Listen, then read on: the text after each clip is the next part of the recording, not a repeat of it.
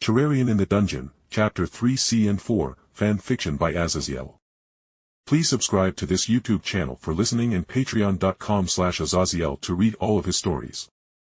Then, for the next couple of fights, I tried to be more melee focused so I could use up and close fighting, as I refused to be a weak squishy mage who would fold over when some monster attempted to bowl me over. Like Lafia Voridis, for example.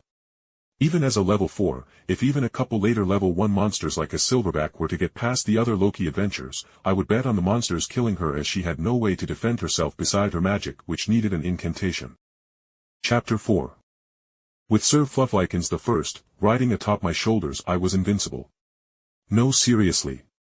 I actually was able to steamroll small groups of the goblins and kobolds that made up the first floor due to the fact that the damned squirrel's acorns did not miss. He was literally Tom Brady and Peyton Manning rolled into one as he beamed the monsters with his soccer ball-sized acorns of doom. Granted, sure, the nuts didn't do much actual damage other than occasionally breaking the monsters' noses, but try getting a light hollow bowling ball chucked into your face at full force and try to continue fighting. Yeah, you can't, which allowed me to easily harvest the lives of the dungeon mobs to the point that I was considering getting rid of the squirrel, as it was just that overpowered. Unfortunately, my fantasies of world domination using my squirrel staff were cut short as I heard a gasp from behind me, and I turned around with Sir Fluffykins chittering as he took out another large acorn just in case, as we looked at what seemed to be a Powlum boy just staring at the massive squirrel that had been riding on my armor. This last tunnel is a dead end, you should turn around. I said, pointing with my thumb to the right tunnel behind me, which did in fact lead to a dead end. Why do you have a monster on your shoulders?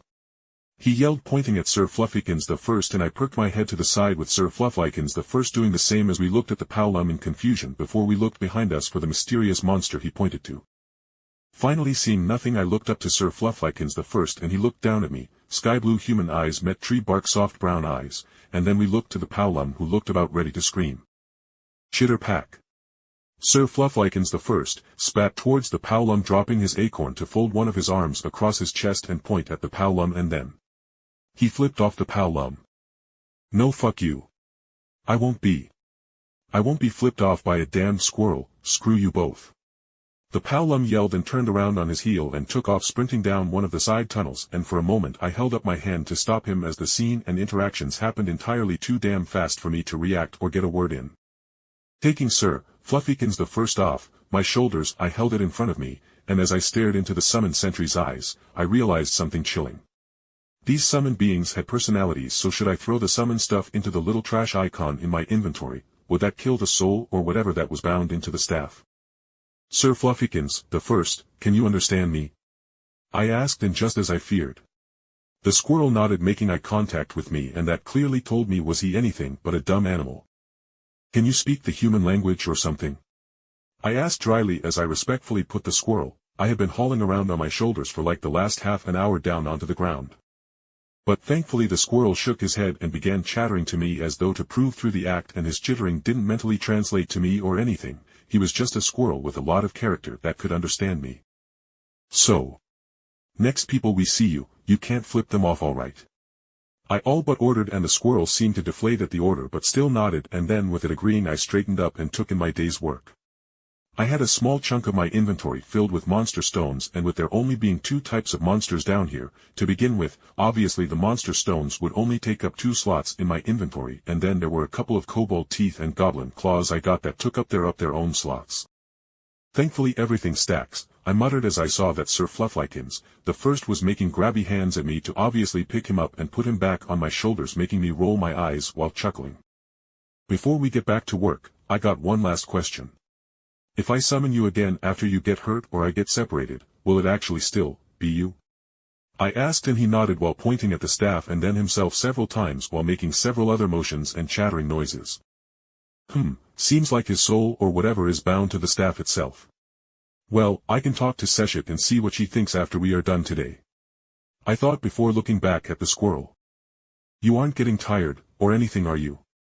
I asked, and the squirrel actually nodded and pointed at me and back to himself before a thought struck me, and I took back out his summoning staff, and he clapped his hands in excitement as I so easily caught his meaning. You mean I need to top you up every once in a while? Yeah, apparently that wasn't the case, as he made the kind of meaning with his hand moving back and forth. Just to be sure, I resummoned Sir Flufflikins the First, and seeing him still making the grabby hands motion for me to finally get done with the question so the sadistic squirrel could get back to pelting monsters to death, I felt assured of his condition as I felt the tiny drain on my mana/mind. I don't know what energy source I was using for my magical Terraria stuff dip down slightly. Then Sir Flufflikins and I's adventure in the dungeon continued, with us harrowingly surviving by the slimmest of odds. We dodged death with each encounter. Yeah, nope, I was still a cheating cheat who had every intention of surviving, as I used every trick to kill the monsters without putting myself in dangerous ways. Granted, making things more difficult for myself simply using my sword and dashing gloriously into life and death combat may have given me a couple more stat points on my fauna, but in the end, it was the monster you were killing that gave your fauna the excelia, the energy it needed to make you gain stat points for the most part, not the experience in doing so, unless I was far more powerful than the actual monsters. But finally, after another hour of grinding in the dungeon and with the first floor starting to get filled up with weak adventurers just doing their best to earn a living, I decided to head back up to the surface so I could go speak with Seshet and see how much killing these monsters did for my fauna, and then with being around my workbench I could attempt to make even better gear with the goblin and kobold drops I got. Chitter. Squeak. Sir Flufflikins the First chattered as we were making our way up the staircase out of the dungeon, and I steadfastly ignored all the people's reaction to myself power walking out of the dungeon with a stony face with a monster riding my shoulder, even as Sir Flufflikins the First, for whatever reason, loved to point at any elves we passed by, which garnered reactions to say the least. Such as, "What kind of squirrel is that? Why the hell are you taking a squirrel into the dungeon?" And of course, my favorite, "Why does that squirrel look like it should live on my people's world tree?" Yeah, I don't know, Miss Half-Elf with Amazon skin tone and the same dressing habits, I am just trying to turn in my monster stones, and no, I will not sell Sir Flufflikins the First, as he is my best friend and trained supporter. Anyway, dealing with the people who were curious to all hell about the animal riding my shoulder wasn't that much of an issue once people noticed he didn't have the same all-present glowing red eyes all monsters had. So even the guild employee watching the front of the dungeon entrance itself didn't give me issues, as there were no actual squirrel-like monsters up till like Rivera and its heavily forested floors that came up after that safe zone. "Alright, Sir Flufflikins the First, I am going into the guild, so I am going to dismiss you as this is going to be super boring," I said, taking on his staff and quickly dismissing the squirrel from my shoulder after I went into an empty alley so I could sort out the summon and add some of the monster stones I got into a backpack I kept in my inventory to act as an excuse. As I went into the guild, I saw the lines to the receptionists were filled, with it being around lunchtime, with lower-level adventurers turning in their early haul so they could get a meal or just turn in yesterday's haul. Seeing Ina working her own line, I decided to take a different line rather than deal with her possibly exploding on me for not wanting for an advisor to teach me about the dungeon, which was honestly a fair concern. But I wanted monster stones to work with and see what they could be crafted into. "This is my first solo turn-in, do I need to do anything special?" I asked the pink-haired kind petite receptionist running the line I joined. "Huh?